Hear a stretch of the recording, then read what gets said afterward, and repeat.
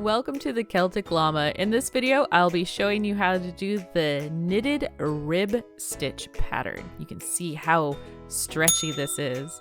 So for this pattern, you're going to need to know how to knit, purl, and cast on. If you need help with that, you can check down in the description below for my videos on how to do those.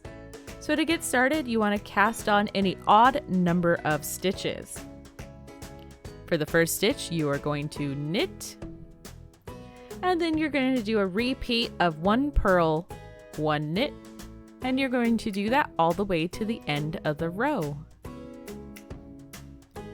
So it's a purl 1 followed by a knit 1.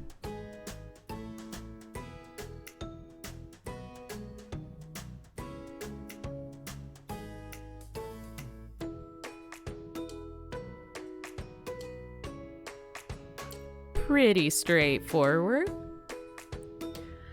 So then we're going to turn our work and we're going to start on row 2. Row 2, you're going to start off with a purl, and then the repeat till the end is going to be 1 knit followed by 1 purl. And the repeat for this pattern is going to be rows 1 and 2. So again, row 1 is you start off with a knit and then do a repeat of 1 purl, 1 knit. And then for row 2, you start off with a purl and do a repeat of 1 knit, 1 purl.